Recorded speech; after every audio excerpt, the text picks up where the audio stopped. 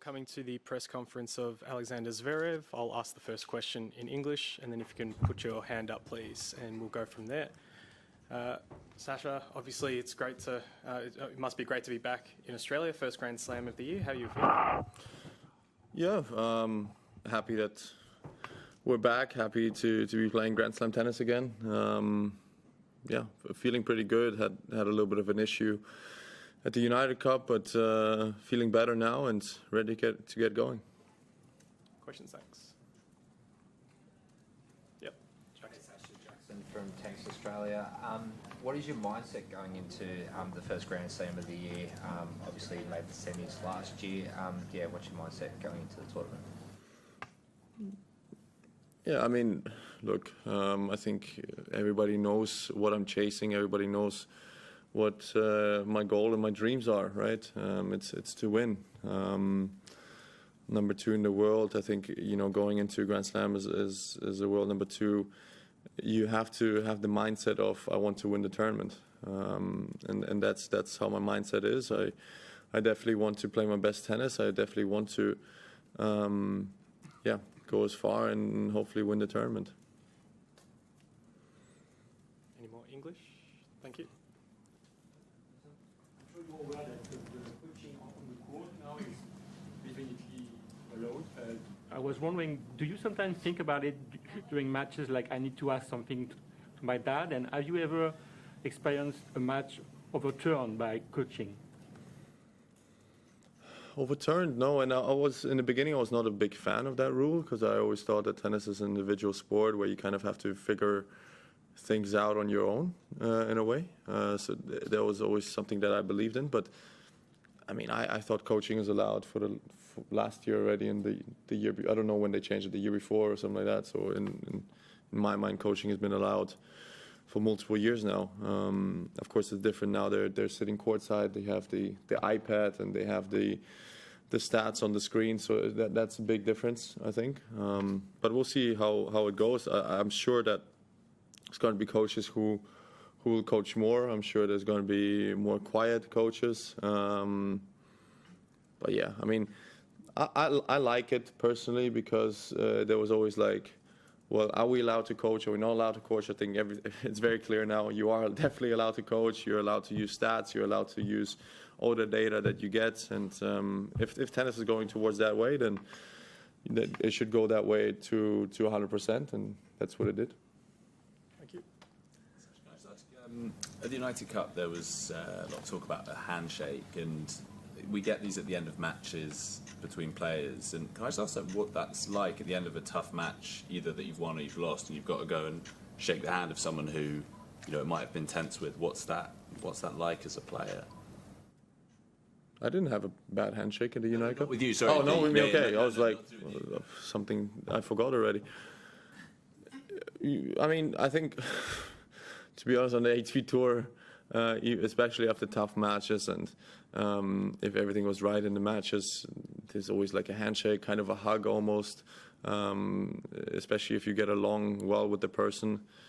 There's never any things. I mean, I've had 1 or 2 moments myself where the handshake maybe wasn't great. I think Hamburg against Arthur, the handshake wasn't great from my side. I didn't like some of the things that or happened in the match. So everybody thought it was the underarm serve or something like that. It wasn't the underarm serve. It was more checking off the marks and you know, really doubting me as a sportsman, like as a fairness. So that was kind of a moment. But also in the end, I realized that it was kind of more my mistake that the handshake happened like that. But I don't know what situation you're talking about. I don't know. You're talking about Collins and Swiatek, maybe. Yeah, ask them. I don't know. I don't know what their issue is between each other, to be honest.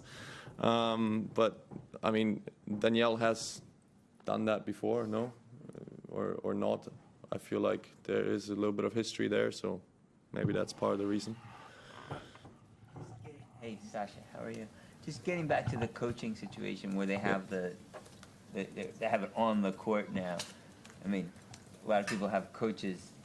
Will have coach on the court. You'll have your dad and your brother sitting right next to you as well. Is that sort of in some ways, I don't know, maybe No, a but little for me, much to have them so close? for me, they're my coaches, right? That's how I see them on the tennis court. I've talked about my relationship with my father quite a lot, and I think why it's working extremely well and why it's such a healthy relationship is because we can differentiate and he can differentiate, private life to tennis. And when we're at tournaments, he's my coach, and that's it.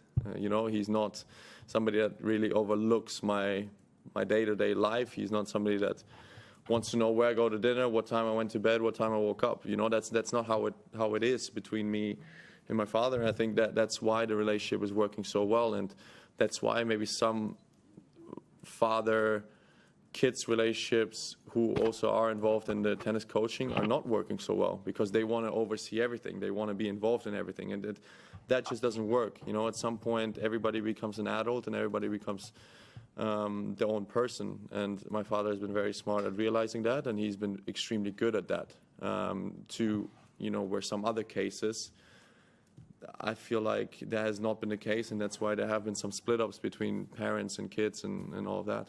Would you like him on the court? In my opinion, I've always said that I think tennis is a sport where you have to figure out things on your own. But if they allow coaching, this is the right way, because this half-hearted stuff that we had over the last few years is not good, because either you go 100% towards coaching is allowed and you're allowed to use data and you're allowed to use everything that is possible to make you win, or you don't do it at all. But this half-hearted stuff, somebody's allowed to scream something when you're on this side, but you're not allowed to have a conversation.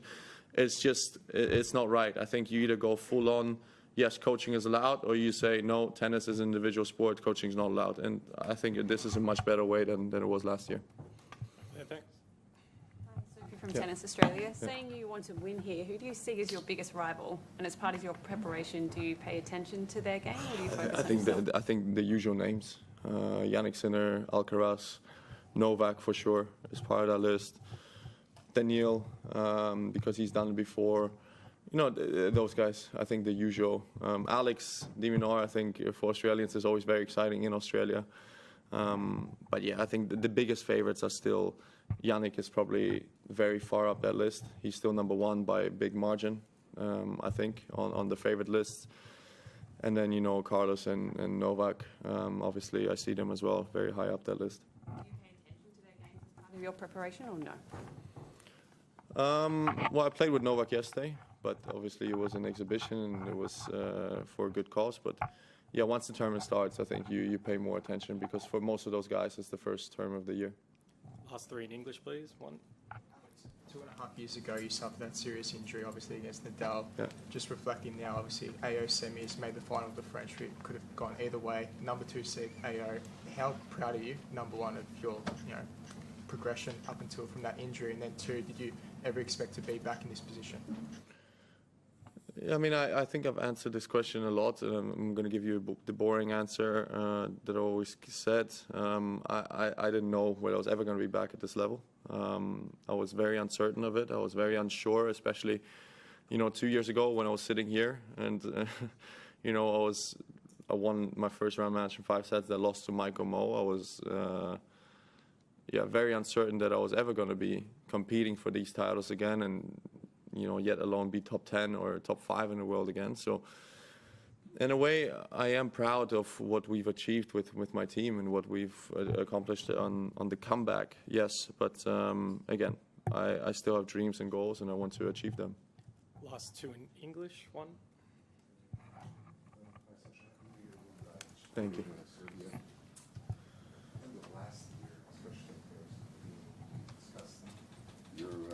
Additional schedule, practice schedule. Yeah.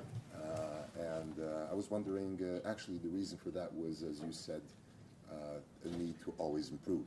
Mm-hmm. And how did it work out for you in the off season? Did you maintain that additional practice schedule as well? And is that the intention for this year as well? We'll find out, I guess, starting on Sunday for me, if I've improved or not. But For sure, there are some things that we want to work on, and we've definitely put extra time on those things. But in the off season, I don't call it extra work because the off season is exactly for that. I think you have to go to your limit physically. You have to go to your limit on how much you play tennis. Everything has to be almost above the limit that playing Grand Slam and playing 5 sets becomes almost easy for you physically. And yeah, I definitely feel like I did that this offseason. Last one in English, Howard. So just a quick follow-up on what you were saying earlier about your father and the boundaries. Is that something you ever discussed with him, or you had to say, hey, this is where I draw a line, or did it kind of happen? No, my father is an extremely smart person, and I'm very thankful for that. He's been a tennis player himself. He's not as well known as maybe me or my brother, but he was a very good tennis player himself back in the Soviet Union, right? So he understands how tennis works, and he understands that for a great tennis player, you need great coaching, but you need, kind of freedom as well in what you do. And, I've seen a lot of parents-players relationships that kind of went downhill very quickly when players became adults. And I'm very thankful that it is not the case with us, and we are still going strong. And sometimes he's more towards, I actually don't want to go to tournaments anymore, and I don't want to kind of go to every single session anymore when I ask him to do that. So it's working out well. And I said it before, I've had multiple other coaches, and I still believe that he's the best coach I've ever had. Thank you, everyone. Yeah, thank you. No. Yes. Only if you put on sports clothes. What do you think? Yes, you're going to win your 25th Grand Slam. We're all going to be happy. Hey, Novak Djokovic once again. Sasha, I have a question related to the space. We know that you love the universe, planetary system. So can you tell us what attracts you to the space exploration? Trying to figure out the unknown. Is that a good answer? Trying to figure out the unknown. We believe that we know stuff, but actually we know very little. And learning with the process of... Do you think that the answer of winning a Grand Slam lies in space? I think the answer of winning a Grand Slam is you letting me win one. Okay, thank you very much. Thank you. Thank you. Thank you, everyone. National language outside? Yeah. Okay.